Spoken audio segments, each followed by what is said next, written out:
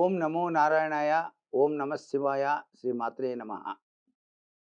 ABN Andhra Jyothi సంప్రదాయ రీత్యా ధర్మ సందేహాలు అంశంలో చెప్పేటువంటి విషయాలకు స్వాగతం. ఇతరులు వాడిన చెప్పులు మనం వాడవచ్చా? సహజసిద్ధంగా శాస్త్రం ఏం చెబుతుందంటే, ఒకళ్ళు తొడుక్కున్న చెప్పులు మరొకళ్ళు తొడుక్కోకూడదు. అరికాలులో అదృష్టాలుంటాయి, దురదృష్టాలుంటాయి. అరికాల్లో కూడా రేఖలుంటాయండి.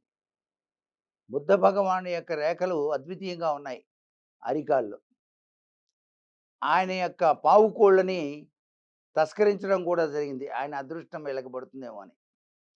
కానీ ఎవరి అదృష్టం వాళ్ళకే ఉంటుంది గానీ, ఇంకోళ్ళ చెప్పుల నుంచి ఎట్లా వస్తుంది? రాదు కదా! పావుకోళ్ళు అంటారు.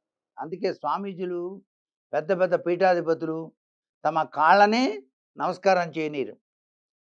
ఆ పావుకోళ్ళు పెట్టి వాడికి నమస్కారం చేసి పొమ్మంటారు. ఆ పావుకోళ్ళకి దివ్యశక్తి ఉంటుంది.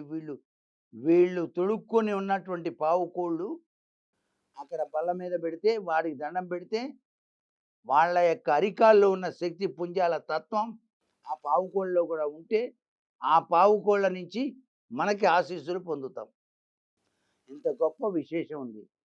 అటువంటిది తెలిసి తెలియక దురదృష్టవంతుడుగా జీవితాన్ని గడుపుతున్నటువంటి చెప్పులేసుకున్న వ్యక్తి చెప్పులు గనక మనం వేసుకున్నాం అనుకోండి, తెలియకుండా ఆ దురదృష్టం అంతా మనకే వస్తుంది.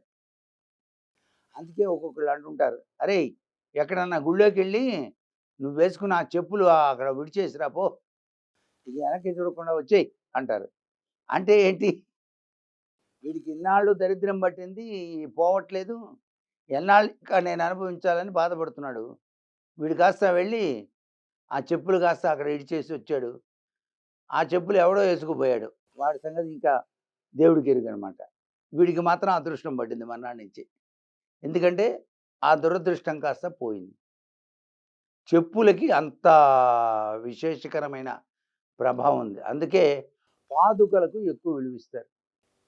శ్రీరామచంద్రమూర్తి వనవాసం చేస్తున్నప్పుడు ఆ యొక్క భరతుడొచ్చి, "నేను పరిపాలించలేను స్వామి, నువ్వే రాజ్యం స్వీకరించాలని" అన్నప్పుడు, "అవసరం లేదు నాయనా, నా బావుకోళ్ళు ఇస్తాను, తీసుకెళ్ళి నీ సింహాసనం మీద పెట్టు.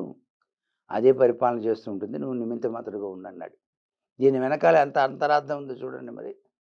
కాబట్టి చెప్పుల విలువ అంత గొప్పది. తమాషాగా చెప్పడానికి వీల్లేదనమాట.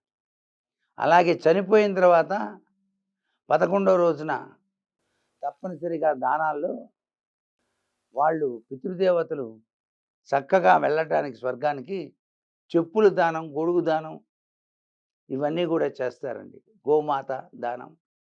ఈ దానాల వెనకాల తగిన పరమార్థంలో కూడా చెప్పులు ప్రముఖ పాత్ర వహిస్తున్నాయి. అందుచేతనే ఎండాకాలంలో గనక ఎవరైనా సరే మండే ఎండల్లో కొత్త చెప్పులు కొని ఆ నడివీధిలో వదిలేసి రావాలి.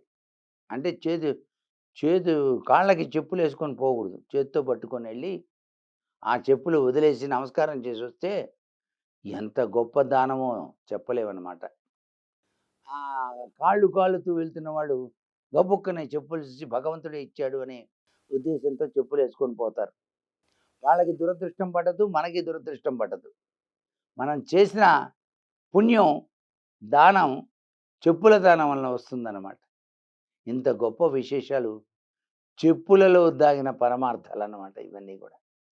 కాబట్టి ఇతరులు వాడిన చెప్పులు మనం వాడకూడదు. మీ ఇంట్లో మీ నాన్నగారు మీ పట్ల సరిగ్గా వ్యవహరించట్లేదు. మాట్లాడితే కోపగించుకుంటున్నాడు. నీకు ఇయ్యాల్సిన ఆస్తిపాస్తులు కూడా నేను ఇవ్వనన్నాడు. ఆయన ఒక విధమైనటువంటి కోపోద్రేకంలో ఉన్నాడు. అలా కాకుండా నీతో సఖ్యతగా ఉండాలన్నప్పుడు ఆయన వేసుకున్నటువంటి చెప్పుల్లో కుడివైపు చెప్పు తీసుకెళ్ళి నదిలో గనక వదిలేసి వస్తే 3వ రోజు నుంచి నీతో సఖ్యతగా ఉంటాడు మీ నాన్నగారు. అంటే తెలియకుండా ప్రేమ పుట్టుకొస్తుంది. అంటే ఆయనకి కర్మరీత్యా పట్టినటువంటి ఆ యొక్క అవివేకం తొలగిపోయి వివేకంతో నా కొడుకే కదా అనే భావాలొచ్చి చక్కగా వ్యవహరిస్తారు తండ్రి అని చెప్పేసి కూడా చెప్పులలో దాగిన పరమార్థాన్ని మనం గుర్తు తెచ్చుకుందాము మరి. సర్వే జనా సుఖినో భవంతు.